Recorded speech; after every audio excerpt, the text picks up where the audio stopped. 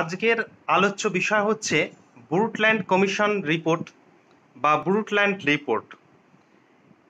এটা সম্পূর্ণ বিষয়টা বা টপিকটা শুনে তোমাদের মনে হচ্ছে যে এটা সম্পূর্ণ কিন্তু পরিবেশ সংক্রান্ত একটি বিষয়, কারণ এই ব্রুটল্যান্ড রিপোর্ট বা ব্রুটল্যান্ড কমিশন মূলত গঠিত হয়েছিল 1987 সালে এবং এই কমিশনের মূল উদ্দেশ্য ছিল পরিবেশ সহায়ক কিছু কর্মসূচি, পরিবেশ সহায়ক কিছু উদ্যোগ গ্রহণ করা।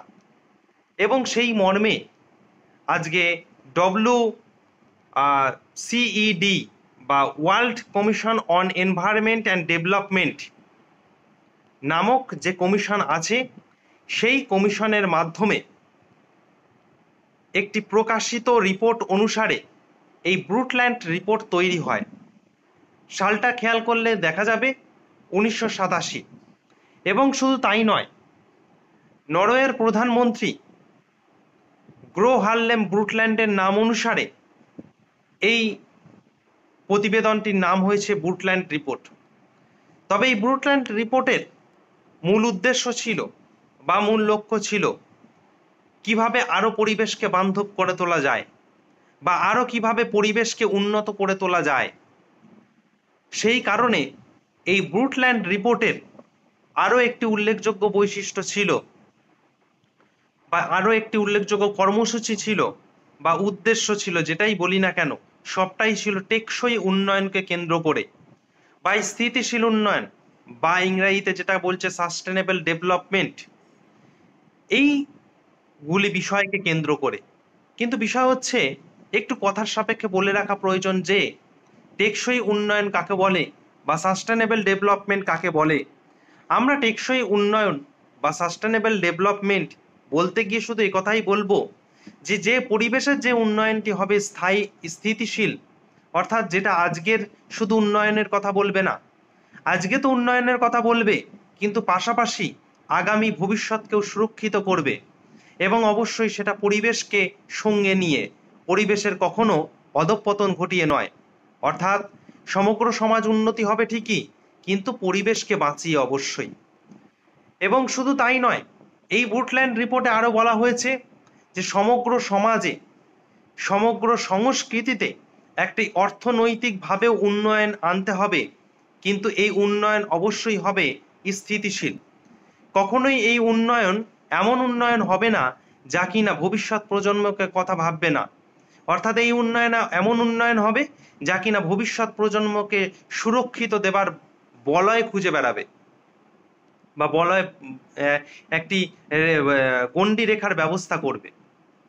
তাই এই স্থিতিশীল উন্নয়ন বা এই ব্রুটল্যান্ড রিপোর্টের মূল উদ্দেশ্যগুলির মধ্যে অবশ্যই অন্তর্ভুক্ত ছিল বন সংস্কার, বন সংরক্ষণ, বনসৃজন এবং শুধু তাই নয়, জীববৈচিত্র্যের সংরক্ষণ এবং তাদের যাতে ক্ষতি না হয় এবং যাতে পরিবেশে বেশি পরিমাণে দূষণ না হয় এবং সেই সবগুলোর ওপর যাতে মোকাবিলা করা যায়। এবং সর্বোপরি আমাদের তৃতীয় বিশ্বের এই উন্নয়নশীল রাষ্ট্রে আজকে সর্বাপেক্ষা একটি অভিশাপ হলো যে দারিদ্র। তাই এই সকল উন্নয়নকেও কিন্তু আমাদের মাথায় রাখতে হবে, কিন্তু অবশ্যই যাতে সমাজে নতুন করে আর দারিদ্রতার কবল আমাদের না আসে, সেই কারণে দারিদ্রতার যাতে মোচন ঘটে সেদিকেও কিন্তু অবশ্যই আমাদের লক্ষ্য রাখতে হবে। এই বিষয়টাও কিন্তু অবশ্যই লক্ষ্য রাখতে হবে।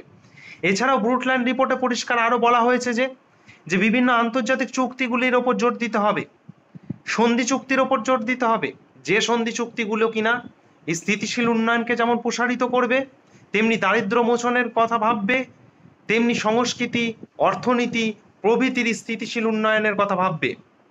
আমরা দেখেছি যে এর আগের বিভিন্ন সম্মেলনের কথা, পরিবেশ সম্পর্কিত বিভিন্ন আন্তর্জাতিক সম্মেলনের কথা আমরা দেখেছি, সেখানে বসুন্ধরা সম্মেলনের কথা আমরা দেখেছি, 1972-এর আর্ট সামিটের কথা, 1992 আর্ট সামিটের কথা, এবং সেখানে দেখেছি কখনো এজেন্ডা 21 গুরুত্ব পাচ্ছে, যে 21 দফা কর্মসূচি এবং সেই 21 দফা কর্মসূচির প্রায় সিংহভাগ জুড়ে যেখানে ছিল সম্পূর্ণটাই কিন্তু স্থিতিশীল উন্নয়নকে কেন্দ্র করে।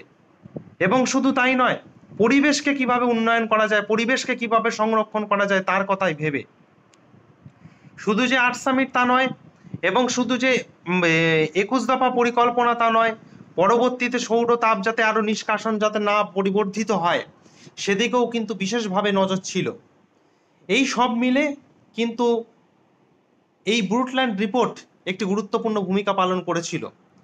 তবে এই ব্রুটল্যান্ড রিপোর্টের প্রসঙ্গে আরও একটু বলতে গিয়ে আমরা বলবো যে জাতিসংঘ যখন এসডিজি অর্থাৎ সাস্টেনেবল ডেভেলপমেন্ট গোল যখন নীতি নির্দেশিকা গ্রহণ হচ্ছে এবং সেখানে 17টি লক্ষ্য বা 17টি উদ্দেশ্যর একটি পঞ্জি বা একটি সেট গঠন করা হয়, এবং সেটির মাধ্যমে অবশ্যই এটা গ্রহণ করা হয়েছিল যে আগামী 2030 সালের মধ্যে পরিবেশকে কিভাবে সমাজের বান্ধব করে তোলা যায় এবং পরিবেশকে কিভাবে আরো টেকসই উন্নয়নমুখী করে তোলা যায় এবং সমগ্র সমাজ, সমগ্র শহর, সমগ্র ক্ষেত্রগুলিকে যাতে আরো স্থিতিশীল উন্নয়নমুখী করে তোলা যায় সেই দিকে কিন্তু লক্ষ্য রাখতে হবে।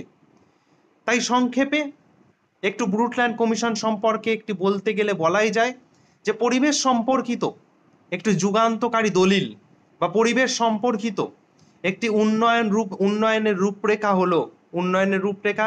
এখানে উন্নয়ন বলতে যে উন্নয়ন পরিবেশ বান্ধব সেই উন্নয়নের রূপরেখা তৈরি করতে ব্রুটল্যান্ড রিপোর্টের কিন্তু গুরুত্ব অনস্বীকার্য।